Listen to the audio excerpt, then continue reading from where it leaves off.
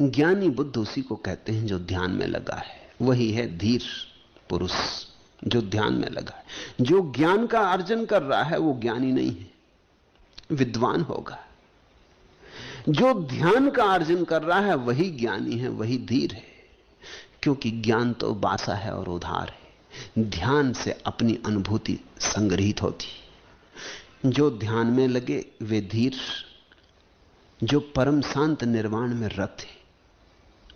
और निर्वाण का अर्थ है बुद्ध की भाषा में परम शांति की खोज, जहां कोई तरंग ना रह जाए, जहां चित्त की सारी तरंगें शांत हो जाएं, झील मौन हो जाए, जहां कोई लहर ना आए ना जाए, तृष्णा ना हो, वासना ना हो, कामना ना हो, वही आत्मा है। ऐसे शांत निर्वाण में रत जो धीर हैं, ध्यान में जो लगे हैं, उन स्मृतिवान संबुद्धों की स्पृहा देवता भी करते। ऐसा जो स्वयं के बोध को उपलब्ध स्मृतिवान संबुद्ध हो गया है, जाग गया है, देवता भी उसकी स्पृहा करते। देवता भी वैसा हो जाना चाहते। देवताओं के मन में भी ईर्ष्या जगती है।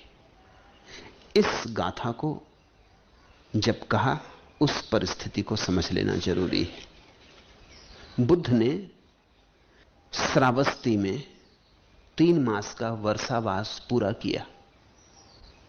उस वर्षावास में वे सतत समाधि में लीन रहे, बाहर निकले नहीं, लोगों से बोले नहीं, नियमित रूप से जो उपदेश देते थे वो भी न दिया। 3 माह अपने में ही डूबे रहे। बौद्ध ग्रंथ कहते 3 माह वो पृथ्वी पर ना रहे। बड़ी मीठी बात। 3 माह वो कहीं और रहे, किसी और लोक में विचरे। कथाएं अद्भुत हैं हमारे पास, उनका अर्थ समझ में आने लगे तो उनमें से ऐसे मणि माणिक्य झरने लगते। कहां गए बुद्ध? 3 माह कैसे लीन हो गए? प्रश्न उठने स्वाभाविक थे भिक्षु संघ में, क्योंकि बुद्ध तो परम ज्ञान को उपलब्ध हो गए हैं। अब समाधि में रहने का, आंख बंद करके बैठे रहने का, 3 महीने तक बाहर ना आने का क्या कारण होगा? हजार हजार प्रश्न उठे होंगे, जिज्ञासाएं जगी होंगी, अफवाहें उड़ी होंगी। जब बुद्ध लौटे तो उन्होंने कहा, मैं स्वर्ग गया था, क्योंकि देवताओं की बड़ी आकांक्षा थी कि उन्हें भी उपदेश दूं। वे मेरे पीछे पड़े थे। वे कहते थे, मनुष्यों को ही समझाते रहोगे, हम पर दया कब होगी? इस बात पे तो शायद लोगों को भरोसा भी ना आता, लेकिन भरोसा करना पड़ा, क्योंकि 3 महीने बाद जिस भवन में 3 महीने तक मौन रहे थे, उससे बाहर उतरे तो लोग चकित हो गए। घटना ऐसी घटी कि न मालूम कितने देवता भी उस दिन स्वागत करने के लिए खड़े थे, न मालूम कितने मनुष्य और न मालूम कितने देवता। देवताओं और मनुष्यों का अद्भुत सन्निपात हुआ, संख्यातीत था सन्निपात।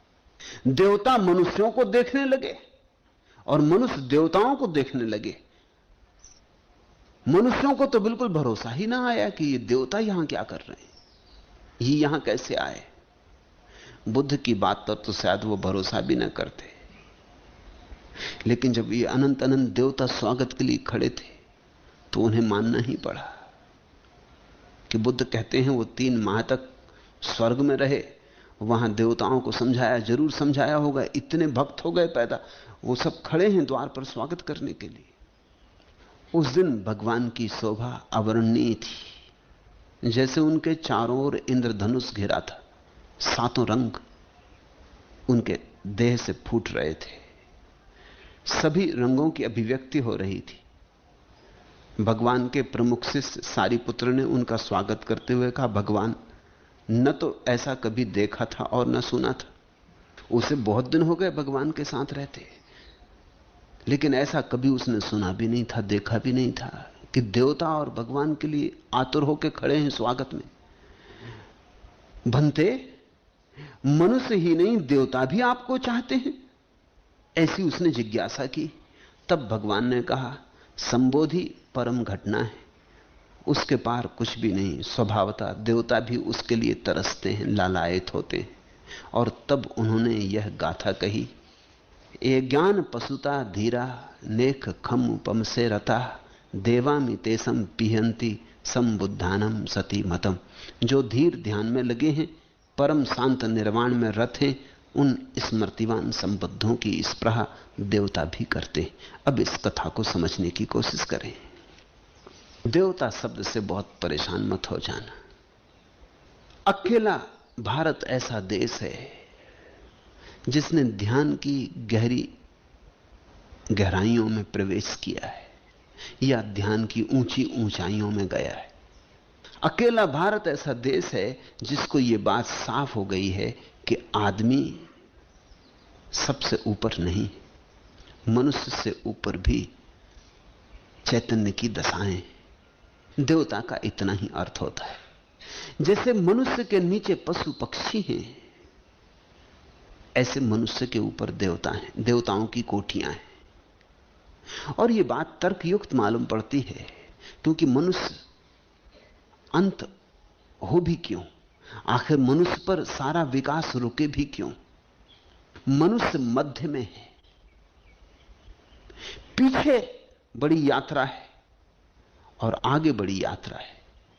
स्वभावतः जो पीछे हो गया वो तो हमें दिखाई पड़ता है, क्योंकि वो हो चुका। जो अभी आगे होने को है वो हमें दिखाई नहीं पड़ता, क्योंकि अभी हुआ नहीं है, तो दिखाई कैसे पड़े? इसलिए देवता दिखाई नहीं पड़ते। देवता का अर्थ है हमारी संभावनाएं, देवता का अर्थ है हमारे चित्त की ऊंची तरंगें। हम जिस तरंग पर जी रहे हैं, इससे भी ऊंची तरंगें चित्त की हैं। कभी कभी ऐसा होता, कभी कभी किसी आदमी में देवत्व के लक्षण होते। कभी किसी आदमी को देख कर तुम्हें लगता है कि मन कह उठता है देवता है। क्यों कह उठता है मन? क्योंकि आदमी जैसा आदमी है, हड्डी मांस मज्जा है, लेकिन फिर भी लगता है चेतना किसी और तल पर है, कहीं और है। देवता का अर्थ समझ लेना। देवता का अर्थ होता है मनुष्य से ऊपर शुद्ध चैतन्य की और तरंगे। लेकिन एक और अनूठी बात भारत को खोज में आई है, और वह अनूठी बात यह है कि देवता भी अंतिम अवस्था नहीं है। अंतिम अवस्था बुद्धत्व है, और बुद्धत्व को पाने के लिए मनुष्य चौराहा है। मनुष्य के नीचे पशु पक्षी, उनको भी अगर बुद्ध होना हो तो मनुष्य तक आना पड़ेगा। मनुष्य चौराहा है, और मनुष्य के ऊपर देवता हैं, देवताओं की अनेक कोटियां हैं, लेकिन उनको भी अगर बुद्ध होना हो, उनको भी मनुष्य तक आना पड़ेगा। ऐसा ही समझो कि जब भी तुम्हें राह बदलनी हो तो चौराहे पर आना पड़ता है।